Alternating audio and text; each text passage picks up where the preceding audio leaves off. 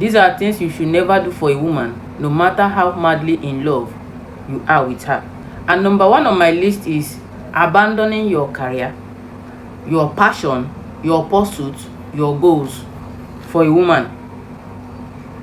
Abandoning your career for a woman. Don't do it. No matter how madly in love you are with a woman, don't abandon your dreams, your career, or don't put your career on pause for a woman. I have seen so many men, they did not go to school, but they want to train a woman. I've seen so many men, they did not go to school, but they want to give a woman the highest form of education. Not just a woman, but their girlfriend, someone they are not married to. That is not good. All right, you have to position yourself as a man.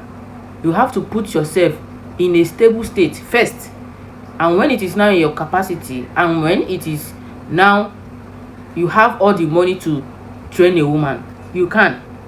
But not for a guy who hasn't found his feet yet, who haven't even built himself up yet. Now you are abandoning your own to support a girl's dream, or abandoning your own because you are so madly in love with her. You cannot focus on your academics again. You cannot focus on your career. You rather spend time wallowing with her, making love, playing romance. You don't have that pursuit again. So don't do it. Don't abandon your career. What gives you joy? What drives you? Your dreams? What makes you happy? Abandoning your career is just like abandoning what makes you happy. Abandoning your career is just like, pausing your life, because that is your essence. Your career should be your essence. Your dream should be your, the reason for your existence. So abandoning it for a woman, makes sense. So I must tell you the fact. It does not make sense at all. And don't do it. Alright? Don't do it. Because at the end of the day, for a woman you are not even married to, you are going to shoot yourself in the leg when you do such. So don't do it. And that is my number one. Alright? Another one is just more like it. And that is abandoning your work. What puts food on your table? This one now is just career you are pursuing. But now you have a work. But now you have what puts food on your table. Now you are abandoning it or taking it with levity. Taking it, doing it nonchalantly. Doing it recklessly because you are in love with a woman. This one happens very well. Maybe you are a businessman. You just manage come shop. You are in your shop. Once you just come in the morning, you sample your market. You have just locked your shop to go be with a woman and tell your neighbors to look after your shop for you. Abandoning your work to go and play romance. Abandoning your work to go and be with a woman. Or abandoning your work because you found out that the woman is rich. You now have to pause your own, no matter how little that work is, no matter how little is feeding you, no matter how little the money that comes from it is. Abandoning it because you have a rich girlfriend or she acclaimed herself to be rich. You are now taking your own life with levity. You abandon it, focusing on a woman's money, a woman that you are not even married to. You pause your life. So when she just wake up tomorrow and tell you, I am no longer interested, you will now have to go and start your own life from the beginning, because you have lost everything, because you have paused everything, you have kept everything on hold. Probably those your customers have left you because you are not serious about your work, because you are nonchalant about your work. I see this one happens every time. You come out of the shop and have locked your shop in the morning or in the midday to go and be in a chalet, to go and be in a hotel, to go and be in a bar. In the day, not this one is not in the night, with a woman. Or in your shop, you are taking your shop with levity. You wouldn't mind bringing your girlfriend in your shop for the whole day. You are there playing love, doing romance, maybe a customer will come, you will not be giving the customer half attention, because your full attention is with the girl. You will not be giving the customer a half attention. Wetin you wan buy, and if you no wan buy, you leave her now. You leave her because you think you are busy with your girlfriend in your shop.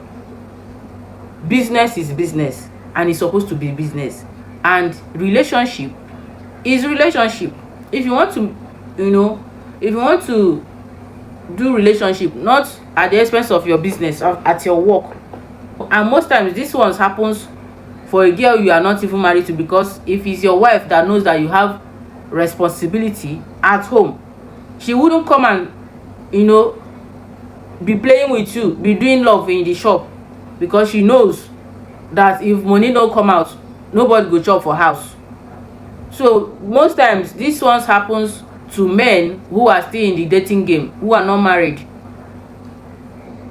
You bring your girlfriend, and if it happens to be a shop or a business that has to do with women, it will become a problem, because the insecurity will be there. You will not be free to relate with your customers. You will not be free to attend to your female customer, because your girlfriend is there, thereby having commotion. Your girlfriend having commotion with the customers, it can even chase them away. So business and pleasure cannot work in the same line. Business and pleasure cannot work in the same pace. You have to demarcate it. You have to keep them aside, because sometimes if you are doing that thing in your shop and your shop falls down, she will move on to the next one. She will move on to the next one, and that is on 100, and that is on period. She will move on to the next one, because at the end of the day, she is there for the money. If the money is not forthcoming, you cannot take care of her, so she will move on to the next one. So that is another thing you should not do for a woman. Giving your business divided attention. Don't do it. Giving your business a divided attention because of a woman. All right? Or abandoning your business, your job, what puts food on your table as a man, because of a woman, abandoning it. Don't do it. You are going to shoot yourself in the leg. All right? It's not going to be palatable. And that is my number 2. Number 3 is emptying your bank account just to prove to her that you love her. Emptying your bank account, your life savings, just to prove to her that you love her. Let me tell you, money cannot buy love. Money cannot buy love.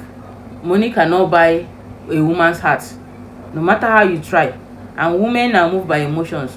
You may give her money today, and it's just a random guy that stood up for her, from his seat, for her to make herself comfortable. Maybe she's in a public place standing, and the guy just stood up. That emotion, that feeling, he actually stood up for me from his seat. Automatically the girl will be falling in love with that broke guy, just because he stood up for her to sit down. All right? So women are moved by emotion. They have emotion swing, mood swing. All right? So you may be giving money, no matter how much you have given. It's just a random guy that smiled at her. Only the way he smiled at me. So you cannot use money to please a woman. You cannot please a woman. Empty your life savings or your bank account just to prove to her that you love her. It's a no. Don't do it. No matter how madly in love you are with her, you can always give your woman something. You can always provide for your woman, but not going into bankruptcy just because you want to prove to her that you love her. Don't go into bankruptcy because you want to prove to a woman that you love her. That one is going to be bad, though. Because at the end of the day, as humans, we would move on. We are not going to wait for you. We are not going to weep for you, because decisions is personal. All right? And that is my number 3. Number 4 on my list is, don't give a woman what you cannot forgo, what you cannot forfeit, what you cannot get yourself 3 times at least. What you have not gotten yourself at least 3 times, don't give it to a woman. Don't buy a woman the things that you cannot buy for yourself. Some men go about buying phones, meanwhile they are not even using a good phone. buying lands, houses, properties. Anything you cannot buy for yourself at least 3 times. Anything you cannot forget. Even wig. There are some men that will use their life savings to buy a woman expensive wig. Alright? Anything that you cannot forget, even if she breaks up with you or you cannot forgo, don't do it for a woman. Sometimes you should love yourself, be selfish to yourself. That is why most times when you break up with these girls, or when these girls breaks up with you, you want all the things you have bought for them back, because it is big in your eyes. Because it is big in your eyes. Because you've seen it that you cannot forgo it, you cannot forfeit it, you cannot forget it. Don't do it for a woman. To avoid embarrassment, to avoid belittling yourself when you ask these things back, it's not good. Alright? So don't buy for a woman what you cannot buy for yourself. If you haven't used iPhone, don't buy iPhone for a woman. If you haven't used a car, I have even seen some men, they don't have a car, but they have already bought a woman a car, or they're already saving to buy a car for a woman. You can buy a car for your wife if that car, she will need it for her business, and you know that she's supporting in the family. You know she's supporting in the family, and you know you can buy the car for her. Anything that will help ease off the load that she's carrying in the family, you can do it for her. But buying a car for a woman you are not married to, you have not rode a car, you have not drive a car, you don't have a car, you are using your Legacy Benz and keke and bike or Uber, but you are buying a car for a woman that you are not married to because you are in love with her, you are truly in love with her, you save all your life to buy a car. Don't do it. Anything you cannot forgo, anything you have not bought yourself 3 times, in fact, don't buy it for a woman. Simple and short. And that is my number 4. Number 5 on my list is don't promise her marriage if you are not really sure that she is your life partner. I know you love her. Alright? The love is overflowing, and it may be mutual too. She may also love you, or it may even be love at first sight. Whichever way it is, make sure you are convinced in your heart, in your soul of soul, in your spirit of spirit, that she is the right one for you. Let your instinct tell you. Receive that. Let that feeling of assurance come in your heart that she is yours. All right, let that assurance come in your heart that she is yours. If you can pray, pray. If you can fast, fast. If you can fast, fast. But make sure that that person, you are not marrying her because of love at first sight, or you are not marrying her because you are feeling like you love her so much because you are just meeting her. The love is overflowing. Marriage is not a place to rush in and rush out, and it's not a place where you use cheating as a fallback, because most times when you start regretting, or when you start having that feeling of regret, if you cannot divorce, you now fall back to cheating. That is not what marriage is. Marriage is not a place to come and start cheating, start lying, start deceiving. So make sure it's a life journey, it's a lifetime thing. It's not a place to come and be regretting. So make sure your decisions are correct. Your instincts have told you that this is the woman for me. All right, so that you don't rush in and rush out, or use cheating as a fallback. I know also that marriage is not perfect. There are ups, there are downs. There are times when it's not even about love. There are times in marriage when the only thing that will hold both of you is friendship. It's just friendship. It's just that what is it called? That commitment. So if what you have for the girl was just only love, there was no friendship, there was no intentionality, there was no whether it's bad or good, I'm going to stay. That's having that consciousness that you are going to stay there, whether good or bad. If you don't have all of this, and what you just have for the girl is only love, when the love fades away, what is going to be the bedrock of that relationship, of that marriage? So whenever you are doing this, making these decisions, make sure it's coming from your soul of soul. All right, so don't promise a girl marriage if you are not truly sure or convinced that she is the one.